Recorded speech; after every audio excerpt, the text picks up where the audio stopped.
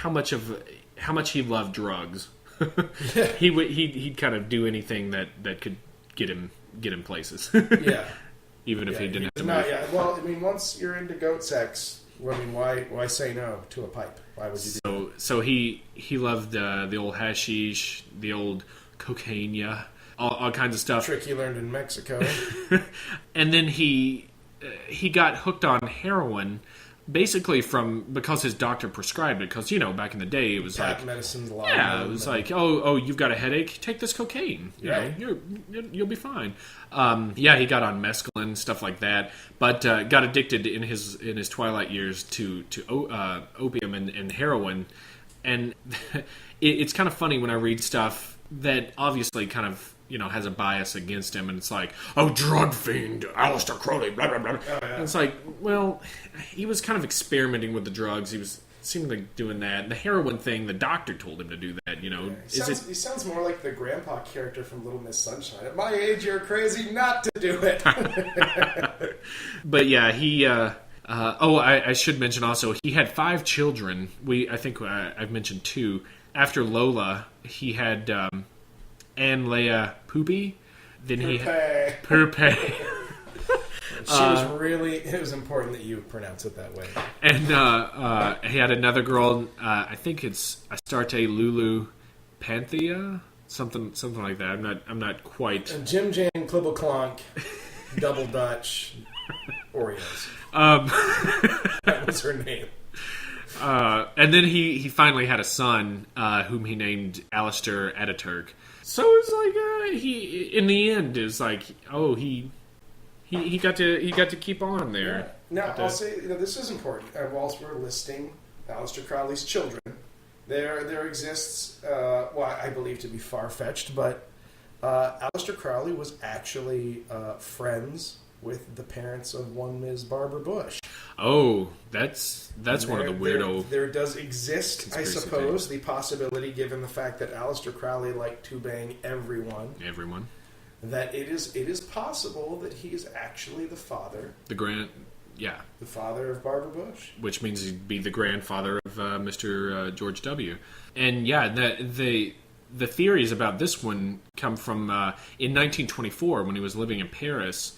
He met someone from the States named Pauline Pierce. I believe she was from the States, who was visiting a friend in Paris at the time that was good friends with Mr. Crowley. And 8 months after Pauline Pierce got back from her trip to Paris, she had a baby named Barbara Pierce. That same baby, Barbara Pierce, later married a Mr. George H.W. Bush. Now this is all speculation. There's nothing that I think they can do to probably prove this.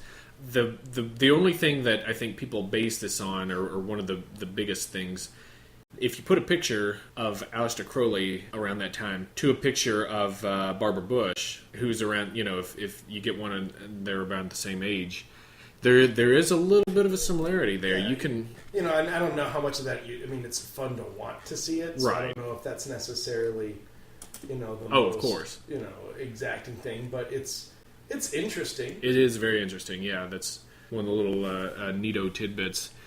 Something I actually dug up about the very latter years of his life is that there was actually a very brief and not direct but overlap of communication between Aleister Crowley and L. Ron Hubbard. Oh, I heard about that. Yeah, because it's really interesting. Just reading about it, so many of the great science fiction writers of the 40s and 50s were actually also friends. Mm-hmm.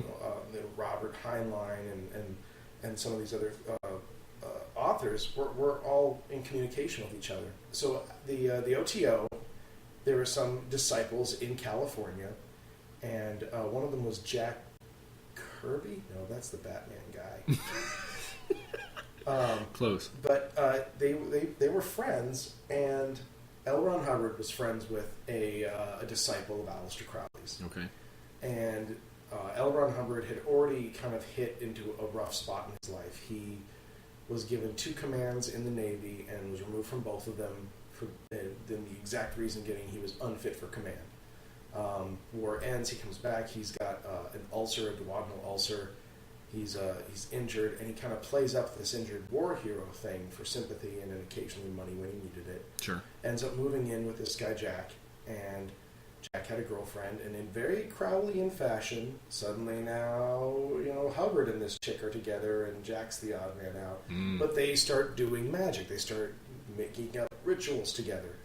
And Jack ends up sending these letters back to Aleister Crowley, and they correspond regularly, where he said, I met this guy, and he's right in sync with us. He's our kind of guy. I think he's got his own AWAS or something like that. He's got his own angel that is speaking to him, and what he's saying he hears is right in line with what what we hear and what we know about. So I think that this guy is really on the level, and we should really let him into our circle, because I'm just so excited to have met this guy. And Aleister Crowley, his reply was, that man is a thief and a cheat and a swindler, and you're an idiot. Talking about L. Ron Hubbard. Talking about L. Ron Hubbard, he was like, he's doing nothing but taking all of your money. Flash forward 6 months later, when he's suing L. Ron Hubbard for taking all of his money. Wow. So that was just a neat little coda that I thought that I think all mystics do share a couple of things. Sure. And that there was that weird overlap between those times. Yeah. It's interesting how his life seemed to... Well, I should say Crowley died in 1947, and there's a debate on either what happened at the time of his death or what his last words were. Yeah. Some people say he said, "I am perplexed." Those are his last words. And some people say, "Sometimes I hate myself," is what he said. One of his old lovers at the time, in fact, I think one of the the mother of his son, said that there was a peal of thunder and a gust of wind at the time of his death on an otherwise quiet day, kind of thing. So there's all that legend. I'll tell you, I find that both of those accounts of his last moments, or all three of them, really underwhelming. For somebody that was trying to summon, for all intents and purposes, the devil, right?